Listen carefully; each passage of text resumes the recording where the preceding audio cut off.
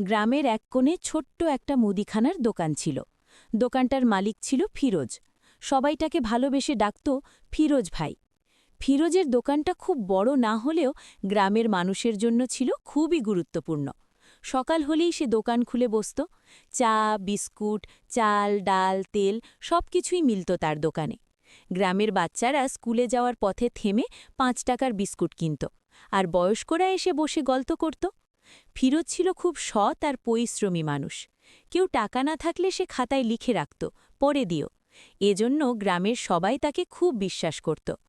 একদিন গ্রামের পাশের বাজারে বড় একটা সুপার শপ খুলল।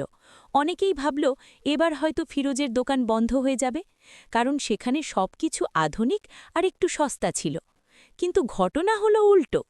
গ্রামের মানুষ এখনও ফিরোজের দোকানেই আসত, কারণ তারা শুধু জিনিস কিনতে আসত না, আসত ভালোবাসা আর আপনত্বের জন্য। ফিরোজ সবার খোঁজ নিত। চাচা কেমন আছেন? আপার ছেলে পরীক্ষা কেমন দিল? একদিন এক বৃদ্ধ মানুষ এসে বললেন, বাবা ফিরোজ, বড় দোকান তো অনেক আছে, কিন্তু তোর মতো মানুষ খুব কম আছে। সেদিন ফিরোজ বুঝল, ব্যবসা শুধু পণ্য বিক্রি না, মানুষের মন জয় করাটাই আসল। তার ছোট্ট দোকানটা তখন শুধু দোকান না, হয়ে উঠেছিল গ্রামের এক টুকরো ভালোবাসা। সৎ থাকা আর মানুষের সাথে ভালো ব্যবহার করলে ছোট জিনিসও বড় হয়ে যায়।